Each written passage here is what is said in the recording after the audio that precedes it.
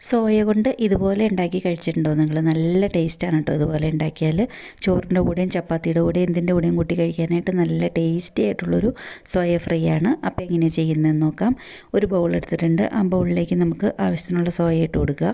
ഇത് വലിയ സോയയാണ് കേട്ടോ, വലിയ സൈസിലുള്ളതാണ്. ഇനിയിപ്പം അതുകൊണ്ട് ഇതൊന്ന് മുറിച്ചെടുക്കണം. അപ്പം നമുക്കിത് ആദ്യം ഒന്ന് വെള്ളത്തിൽ കുതിർത്താം. അതിന് ശേഷം ഇതിലേക്ക് ഒരു നുള്ളുപ്പ് ചേർത്ത് കൊടുത്തിട്ടുണ്ട്.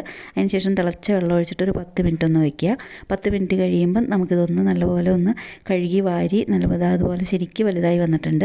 ഇനിയിപ്പോൾ ഒന്ന് ശരിക്ക് കഴുകി വാരി എടുത്തിട്ട് വെള്ളം പിഴിഞ്ഞ് കളഞ്ഞിട്ട് ഇത് അതുപോലെ ഇങ്ങനെ ഒന്ന് മുറിച്ചെടുത്തിട്ടുണ്ട് കേട്ടോ ഞാൻ.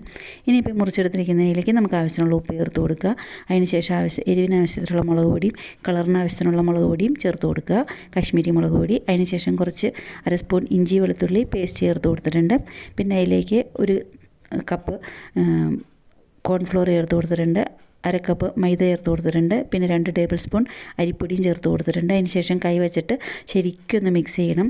നല്ലപോലെ മിക്സ് ചെയ്ത് കഴിഞ്ഞതിന് ശേഷം നമുക്കിതിലേക്ക് ഒരു 1/4 കപ്പ് അധികം പുളിയില്ലാത്തൊരു തൈര് ഒരു 1/4 കപ്പോളം ചേർത്ത് കൊടുത്തിട്ടുണ്ട്. അതും കൂടെ ചേർത്ത് കൊടുത്തിട്ട് ശരിക്കും പിന്നെ ഒന്ന് മാരിനേറ്റ് ചെയ്തിട്ട് ഒരു 10 മിനിറ്റ് ഒന്ന് അടച്ച് വയ്ക്കണം കേട്ടോ. റെസ്റ്റ് ചെയ്യാനായിട്ട് ഒന്ന് അടച്ച് വയ്ക്കാം. അപ്പോൾ എണ്ണ ചൂടാവാനായിട്ട് വെച്ചിട്ടുണ്ടായിരുന്നു.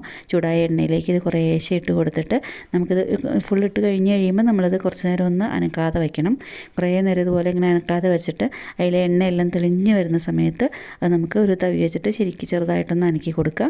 അനക്കി കൊടുത്തു കഴിഞ്ഞതിന് ശേഷം നല്ലപോലെ കളർ മാറി ശരിക്കൊന്ന് മുരിഞ്ഞ് വരുന്ന സമയത്ത് നമുക്കിത് എണ്ണയിൽ നിന്ന് കോരി മാറ്റി ഒരു പ്ലേറ്റിലേക്ക് മാറ്റി കൊടുക്കുക. അപ്പോൾ ഇത്രയേ ഉള്ളൂ. നല്ല ടേസ്റ്റി ആയിട്ടുള്ളൊരു സോയ ഫ്രൈ ആണ് കേട്ടോ. അപ്പോൾ ഇതുപോലെ ഒന്ന് ട്രൈ ചെയ്ത് നോക്കുക. അഭിപ്രായങ്ങൾ അറിയിക്കുക. റെസിപ്പി ഇഷ്ടപ്പെട്ടാൽ ചാനലൊന്ന് സബ്സ്ക്രൈബ് ചെയ്ത് സപ്പോർട്ട് ചെയ്ത് ബെൽ ഐക്കൺ പ്രസ് ചെയ്ത് ഓൾ പ്രസ് ചെയ്യണേ.